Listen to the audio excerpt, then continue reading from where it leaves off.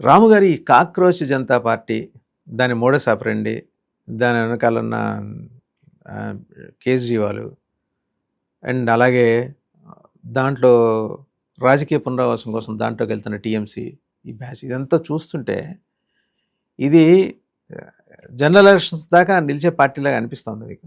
అంటే సార్ వాసు గారు, ఈ ప్రజాస్వామ్య వ్యవస్థలో విపక్షం గొంతు అనేది ఉండాలి. ఆ గొంతుని ఇవ్వటంలో రాహుల్ గాంధీ గారు సఫలీకృతులయ్యారని చెప్పడానికి సాక్ష్యాలు లేవు. ఈ పరిస్థితుల్లో ప్రజల ఆవేదనలు వివిధ అంశాల మీద పెళ్ళు బిగటానికి వేరు మార్గాలు ఉంటాయి. ఆ రకంగా పుట్టుకొచ్చిందే కాక్రోచ్ జనతా పార్టీ అని నేను ఫీల్ అవుతున్నానండి.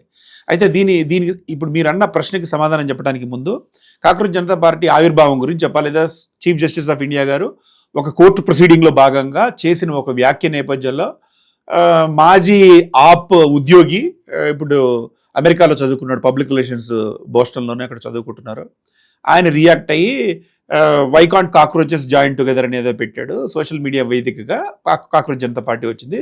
దానికి లభించిన స్పందన చూసి ప్రపంచం నివ్వెరబోయింది. దీన్ని భారతీయులుగా, సగటు భారతీయులుగా ఆహ్వానించాలా విమర్శించాలా అనే ఒక పెద్ద డైలమాలో బీజేపీకి ఏం డైలమా లేదు, కాంగ్రెస్కి కూడా డైలమా ఉంది. వివిధ కారణాల వల్ల. అంటే వీళ్ళకి ఫండింగ్ చేస్తున్నది ఎవరు, ఇది నిజంగా నిలిచేదేనా, అనవసరంగా లాస్ట్ టైం వాళ్ళకు ఒక బ్యాడ్ ఎక్స్పీరియన్స్ ఉంది కాంగ్రెస్ పార్టీకి. ఏం చేసిందంటే అవినీతి వ్యతిరేక ఉద్యమం పోరాటం అని అన్నా హజారే గారి నేతృత్వంలో ఢిల్లీలో అడావుడి జరుగుతుంటే ఇది పెద్ద ఆపర్చునిటీ మనం మిస్ అవుతున్నాం రా అని దూకింది కాంగ్రెస్. దూకిన తర్వాత నుంచి వచ్చిన దాంట్లో అరవింద్ కేజ్రీవాల్ గారు ఉన్నారు. అరవింద్ కేజ్రీవాల్ చెప్పారంటే నేను అసలు రాజకీయాల్లోకి పోను, నాకు ఆసక్తి లేదు అన్నాడు. అదే అరవింద్ కేజ్రీవాల్ ఆ ఉద్యమం నుంచే పుట్టుకొచ్చి కాంగ్రెస్ కార్యకర్తలు ఇచ్చిన దన్నుతో అక్కడ పెద్ద పెద్ద ప్రదర్శనలు నిర్వహించి తర్వాత వచ్చి షీలా దీక్షిత్ గారి గవర్నమెంట్ని సఫా చేయటంలో ఆయన కీలక పాత్ర పోషించాడు. అంటే ఢిల్లీలో కాంగ్రెస్ ఖతం కావడానికి అరవింద్ కేజ్రీవాల్ గారు ఆ ఉద్యమం పాటుపడింది. అందుకని ఇప్పుడు వన్స్ బిటన్ ట్వైస్ షై అంటారు కదా, ఈ కాక్రోచ్ పార్టీ కూడా ఇది ఎటు దారి తీస్తుందో అనే భయం కాంగ్రెస్ శ్రేణుల్లో కనిపించింది. అయితే పర్సనల్గా నేనేం ఫీల్ అవుతున్నానంటే సార్, కాక్రోచ్ జనతా పార్టీ ఉంటుందా ఉండదా, లేకపోతే ఎవరు ఫండ్ చేస్తున్నారు, ఇవన్నీ ఓకే. కానీ భారత యువత ప్రజాస్వామ్యం పట్ల విముఖతతో ఉండి ఈ అసహ్యకరమైన రాజకీయాలు, డబ్బు విచ్చలవిడితనం, మద్యం ఏరులై పారుతున్న ఈ ఎన్నికల వ్యవస్థకి దూరంగా వెళ్తున్న నేపథ్యంలో ఒక ఉద్యమం యువతని ప్రజాస్వామ్యం వైపు, విషయాల వైపు మాట్లాడేటట్టు చేసిందనే ఒక తృప్తి మాత్రం నాకు కనిపిస్తుంది సార్. అంటే ఏదన్నా కానీ ఒక చర్చకి దారితీసింది. అయితే కాక్రోచ్ జనతా పార్టీ ప్రకటించిన సూత్రాలు కూడా బాగున్నాయి, కొన్ని బ్యూటిఫుల్ పాయింట్స్ ఉన్నాయి. వాళ్ళు చెప్తున్నది ఏంటంటే, వాళ్ళకి ఫస్ట్ ఇగ్నైట్ చేసిన పాయింట్ ఏంటంటే నీట్ పేపర్ లీకేజ్. నిజమే కదండి, నీట్ పేపర్ లీకేజ్ అయితే కేంద్ర ప్రభుత్వం స్పందించాలి కదండి. ఆ విషయంలో కేంద్ర ప్రభుత్వం వ్యవహరించలేదు అనేది మాత్రం నేను పూర్తిగా అంగీకరిస్తాను. ఇప్పుడు ఒకటి జరిగింది, పిల్లల భవిష్యత్తుకు సంబంధించింది. ఆత్మహత్యలు చేసుకున్నారండి పిల్లలు. అది ఎంత ఒక ఫ్యామిలీలో ఒక చదువుకున్న అంశాల్లో ప్రభుత్వాలు ప్రెస్టీజ్కి పోకూడదండి. ఆయన్ని మంత్రిని మార్చి పారేయాలి, అధికారుల మీద రుద్దుతారు ఏంటండి. ఇప్పుడు వాళ్ళు ఏదైనా గొప్పతనం చేస్తేనేమో మంత్రులు తీసుకుంటారు, చెడ్డదైతే అధికారులు బ్యూరోక్రసీని రుద్దేస్తారా? అసలు ఎంత రాయల్గా ఉండేదో. అధికారం మదం పైకెక్కిన నాయకులు, ప్రభుత్వాలు పట్టించుకోవట్లేదు, కానీ అర్జెంటుగా ఆయన్ని తీసేయాలి. ఎందుకు వాళ్ళకి స్కోప్ ఇవ్వాలి? ఇంతమంది డిమాండ్ వచ్చింది, అది చాలా ఘోరమైన విషయం. ఆయన రాజీనామా చేయాలని చెప్పారు. ఇంకా వాళ్ళు ప్రస్తావించిన అంశాల్లో మంచి బ్యూటిఫుల్ పాయింట్స్ ఏంటంటే, మహిళలకి 50% మేము రిజర్వేషన్ ఇస్తామని. మహిళా రిజర్వేషన్ బిల్లు అసలు భారత ప్రజాస్వామ్యంలో అన్ని పార్టీలు సిగ్గుతో తల వంచుకోవాల్సిన విషయం. వాసు గారు, ఎన్నిసార్లు చర్చ జరుపుతారండి, ఎన్నేళ్ళు చర్చ జరుపుతారండి, ఒక డెసిషన్ తీసుకోలేరు. అన్ని పక్షాలు ఏకమై వాళ్ళ పార్టీలో మహిళల్ని సరిగ్గా చూడరు. ఒకటి, రెండోది వాళ్ళకి ఇవ్వడానికి ఎందుకు ఇన్ని రోజులు ఇబ్బంది ఏంటి, ఇన్ని రోజుల 50% మేము ఇస్తామన్నారు.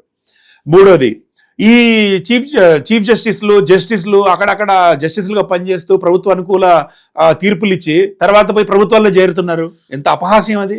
అలాంటి వాళ్ళకి మేము అన్నారు. అట్లే అది ఇప్పుడే మొదలైందా? ఇంతకు ముందు కూడా ఉంది. వాళ్ళు బీజేపీ సెంట్రిక్ చేశారనే చూడాల్సిన పని లేదు. అనవసరంగా బీజేపీ వాళ్ళు ఎందుకు భయపడుతున్నారో కూడా చెప్తారు. వాళ్ళు చాలా క్లియర్గా దాంట్లో వాళ్ళు పెట్టిన పాయింట్లో కాక్రోచ్ జనతా పార్టీ ఈ మాట బీజేపీయే చేస్తున్నట్టుగా. బీజేపీ యాంటీ బీజేపీ కలర్ వీళ్ళు అమాయకంగా చేస్తున్న పనులంటే కూడా నేను గమనించి అది కూడా అమాయకంగా ఏం లేదు. అమాయకంగా అంటే తెలివి తక్కువతనంగా వ్యూహం లేకపోవటం వల్ల. ఇంకా మీడియాలో నిజంగానే ఒక సెక్షన్ ఆఫ్ మీడియాని మేనేజ్ చేస్తున్నారు. ఆ మీడియా సంస్థలన్నీ కూడా కార్పొరేట్ చేతుల్లోకి పోయినాయి. కార్పొరేట్ చేతుల్లోకి పోవడం వల్ల నిజమైన జర్నలిస్టులు చాలా మంది ఇబ్బంది పడుతున్నారు. వాళ్ళందరి అకౌంట్ సీజ్ చేస్తాము, వాటికి లైసెన్సులు రద్దు చేస్తాము, ఆ జర్నలిస్టుల అకౌంట్ సీజ్ చేస్తున్నారు. అన్నిటికన్నా ఇంకా ముఖ్యంగా ఏంటంటే ఈ రాజకీయాలు అంటే గోడదాటు వ్యవహారాలు చేస్తుంటారు కదా రాజకీయ నాయకులు. ఇవాళ గెలిచి రేపు పార్టీకి పోతున్నారు. ఇప్పుడు చూస్తున్నాం మనం బెంగాల్లో జరుగుతుంది. ఇలాంటి వాళ్ళు 20 ఏళ్ల పాటు ఒక పార్టీ నుంచి ఇంకో పార్టీకి పోతే 20 ఏళ్ల పాటు మేము వాళ్ళని ఆ పార్టీలో చేరకుండా చేస్తాం. ఇట్లా 5 పాయింట్లనే. ఇవన్నీ కూడా చాలా ఇంపార్టెంట్ ఎలిమెంట్స్. కనీసం వాళ్ళు చేసిన అడావి వల్ల లక్షల మంది సరే ప్రదర్శనలు చేస్తున్నారు. ఇప్పుడు ఫస్ట్ వాళ్ళ డిమాండ్ ఏంటంటే నీ విషయంలో మంత్రి రాజీనామా చేయాలని. ఇప్పుడు తప్పించడానికి ప్రభుత్వం చేయలేదు. ఎందుకు చేయలేదంటే మూవ్మెంట్ స్టార్ట్ అయింది. నిన్న పూణేలో కూడా అభిజిత్ దీప్కే వాళ్ళ ప్రదర్శన జరిగింది. అన్ని చోట్ల హైదరాబాద్లో కూడా మంచి మూమెంట్ స్టార్ట్ అవుతుంది. బుద్ధింక పార్టీ స్టార్ట్ అయింది. నేను ఇందిరా పార్క్ దగ్గర వాళ్ళు కూడా చేశారు. అంటే ఇంత ప్రెస్టీజ్ ఇష్యూ వచ్చిన తర్వాత వెనక్కి పోవడం ఏ రాజకీయ పార్టీకి ఇష్టం ఉండకపోవచ్చు. కాబట్టి ఇది జరుగుతుందా జరగదా అనే విషయం పక్కన పెడితే, నేను ఒక 35 ఏళ్లుగా ఈ రాజకీయ విశ్లేషణలు చేస్తూ లేకపోతే రాస్తూ చూస్తున్న వాడిగా సార్, మన యువతకి రాజకీయాల పట్ల ఒక అవగాహన రావడానికి, అరే ఏదో జరుగుతోంది ఏంటిది అనే ఒక జర్క్ రావడానికి మాత్రం ఈ మూమెంట్ ఉపకరిస్తుందని భావిస్తున్నా. అయితే ఇది ఫండింగ్ ఎవరు చేశారనే దాని మీద మీకు తెలుసు. దీని మీద అబ్జర్వేషన్స్. ఎందుకంటే అండి, డీప్ స్టేట్ ఒక రాహుల్ గాంధీ మీదే బ్యాంక్ అవ్వాల. వాళ్ళకి 3-4 plan A Rahul Gandhi, plan B Kejriwal fail అయిపోయాడు, ప్లాన్ సి కాక్రోచ్ పార్టీ. ఇవాళ చీఫ్ జస్టిస్ గారు ఒక కోర్టు విచారణ సందర్భంగా వెలువరించిన తీర్పు నేపథ్యంలో అదాటున చేసిన వ్యాఖ్యలను బట్టి రాత్రి పుట్టిన పార్టీకి తెల్లారికి 8 మిలియన్ల మంది సబ్స్క్రైబర్లు రారు. ఒకటి, ఆ 8 మిలియన్ల మందిలో పాకిస్తాన్ వాళ్ళు, నైజీరియన్స్ కూడా ఉండరు. 2, మూడోది, ఇంత ఆర్గనైజ్డ్గా వెంబడే వ్యవస్థలు పెట్టేసి ప్రదర్శనలు క్యారీ అవుట్ చేయడానికి అంత ఆర్గనైజ్డ్గా ఎవరు ఉండరు. ఇదంతా డీప్ స్టేట్ ఉన్నది అనే దానికి సంబంధించి. అండ్ అలాగే చైనాలో వర్షం పడితే ఇక్కడ గొడుగేసుకుని తిరిగే మీడియా సంస్థలు, చైనా అనుకూల మీడియా సంస్థలు. అమెరికా దరిద్రం ఏంటంటే అక్కడ కూడా వాషింగ్టన్ పోస్టు, న్యూయార్క్ టైమ్స్ ఇలాంటి రాయిటర్స్, వాటిని చైనా నియంత్రిస్తుంది. ఈరోజు China has గ్రాన్ to such big level, ఆ స్థాయికి వెళ్ళిపోయింది. ఇవాళ ఆ సంస్థల చేతిలో వాళ్ళు చెప్పినట్టు ఉద్యమాలు నడిపే వాళ్ళ శాంక్టిటీని చూసిన తర్వాత వాళ్ళేదో వస్తారు, ఊపేస్తారు, మార్చేస్తారంటే నమ్మే పరిస్థితి లేదు. రాహుల్ గాంధీ ఫెయిల్ అవుతాడు, బట్ భారతదేశంలో డెమోక్రసీ ఉందండి. రాహుల్ గాంధీ కాబట్టి ప్రత్యామ్నాయం వెతుక్కుంటాం. ఎందుకు ఈ డీప్ స్టేటు, ఈ జెడ్ ఉద్యమాలు మన చుట్టూ చూడండి. ఒక మాట, శ్రీలంక చూడండి, నేపాల్ చూడండి, పొరుగునున్న బంగ్లాదేశ్ చూడండి. అందాకెందుకు ఇమ్రాన్ ఖాన్ని తగలేసి తీసుకొచ్చి పెట్టిన షహబాజ్ షరీఫ్ని చూడండి. ఇదంతా ఎవరు చేశారు? ఈ 4 చైనా గుప్పెట్లోకి వెళ్ళిపోతున్నాయని అమెరికా డీప్ స్టేట్ కలిసి చేసినవి. దీనికి నేను కూర్చొని మాడకలు 8th క్లాస్ పిల్లాడు చెప్తాడు. దీని వెనకాల డీప్ స్టేట్ ఉందనేది. ఇది ఒక దేశం సుస్థిరంగా ఉన్న దేశంలో అస్థిరత సృష్టించడానికి డీప్ స్టేట్ చేస్తున్న ప్రయత్నంలోంచి పుట్టుకొచ్చిన పార్టీ కాక్రోచ్ జనతా పార్టీ అనే అభిప్రాయం చాలామందిలో ఉంది. అది మంచి పార్టీ అనే ఆలోచించి చెప్పే మీలాంటి వాళ్ళు ఉన్నారు, దాని మీద క్రిటికల్గా మాట్లాడే వాళ్ళు ఉన్నారు. అది కాంట్రవర్షియల్ ఇష్యూ. నిజాలు అనేది కాలం సమాధానం చెప్తుంది. అయితే బట్ డీప్ స్టేట్ ఇన్వాల్వ్మెంట్ని మనం యాజ్ లాంగ్ యాజ్ మనం ఎంటర్టైన్ చేస్తే ప్రధానమంత్రి మీద హత్యకు తెగబడతారు, ఖలిస్తాన్ వాదుల రూపంలో వస్తారు, ఆపు పార్టీకి ఫండ్స్ ఎక్కడి నుంచి వచ్చాయనే దాని మీద అన్ని వివరాలన్నీ బయటకు వస్తున్నాయి. మమతా బెనర్జీ వెనకాల ఉంటారు. మార్కో రూబియోకి ఏంటండి పని? ఆవిడ ఓడిపోతే ఎంబడే వచ్చి కలకత్తాలో వెళ్ళి క్వశ్చనబుల్ ఇంటిగ్రిటీ ఉన్న మిషనరీస్ ఆఫ్ చారిటికల్ నర్స్తో మాట్లాడటం, వాళ్ళకి లెటర్ ఇవ్వటం, ఆ లెటర్ వాళ్ళు తీసుకెళ్ళి మమతా బెనర్జీకి ఇవ్వటం. డీప్ స్టేట్ వణికిపోయింది. ఎందుకంటే వెస్ట్ బెంగాల్ వాళ్ళు ఆశించింది ఏంటి? మమతా బెనర్జీ రావాలనుకున్నారు. దానికోసం వాళ్ళు చేయాల్సినవన్నీ చేశారు. అవునండి. ఇన్ని లింక్స్ చేయండి, డాట్స్ని కనెక్ట్ చేయండి. నేనేది అవును. అయితే ఈ డీప్ స్టేట్ చేసిందా, లేకపోతే ఈ ప్రతిపక్షం నుంచి డబ్బులు వస్తున్నాయా, వాళ్ళకి ఎట్లా చేస్తున్నారు ఏంటనేది ఒక సెపరేట్ ఇష్యూ అండి. అది మనం ఖండితంగా ఇదే చేస్తున్నారని చెప్పడానికి లేదు. అంటే ఈ డాట్స్ మీరు కనెక్ట్ చేయటం మీద ఆధారపడి ఉంటుంది. అయితే నేను ఈ కాక్రోచ్ జనతా పార్టీకి సంబంధించి వీళ్ళు చేస్తున్న కొన్ని తప్పులు ఉన్నాయండి.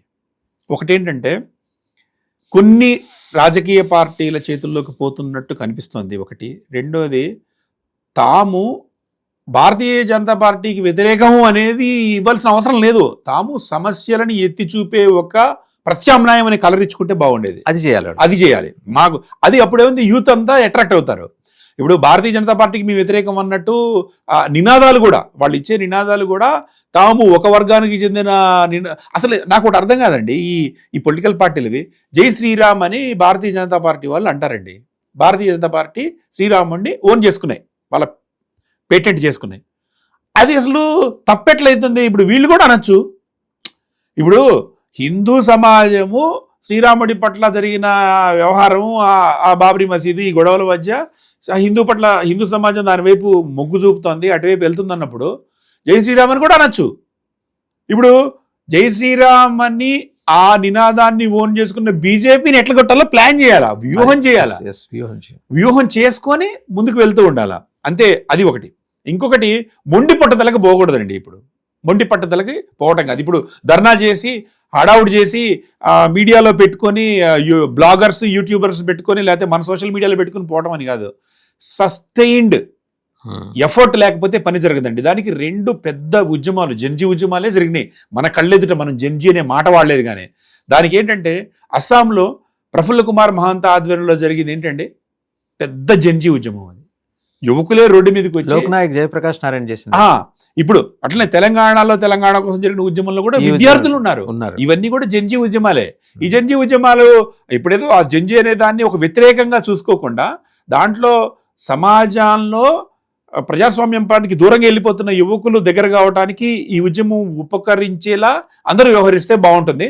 వాళ్ళు కూడా ఉద్యమం నడుపుతున్న వాళ్ళు కూడా గుడ్డి వ్యతిరేకతతో వెళ్తే లాభం లేదు. ఇప్పుడు మెజారిటీ ఆఫ్ ద రాష్ట్రాల్లో అధికారంలో ఉన్న బీజేపీయే మా శత్రువు అని పోతే వాళ్ళు ఎందుకు ఊరుకుంటారు? వాళ్ళు సఫా చేస్తారు.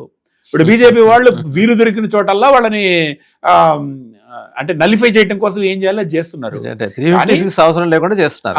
కాబట్టి స్పెసిఫిక్ గా వాళ్ళకి 5 ఇష్యూస్ తీసుకున్నారు. ఈ 5 ఇష్యూస్ లో మేము ఇది మాట్లాడతాము, మీ అభిప్రాయాలు ఏంటో చెప్పండి అని అనాలి. రాహుల్ గాంధీ గారు మీరు ఎందుకు ఈ సిజేఐ గురించి మాట్లాడట్లేదని ఒక్క నాయకుడిని అడిగాడండి? ఒకడు అడగట్లేదు. పొలిటికల్ పార్టీస్ ఎందుకు రెస్పాండ్ కావట్లేదు? ఇంకొకటి, సివిల్ సొసైటీని ఒకటి ఉంటుంది. సివిల్ సొసైటీని దగ్గరికి తీసుకుని ఏర్పాటు చేసుకున్నారా?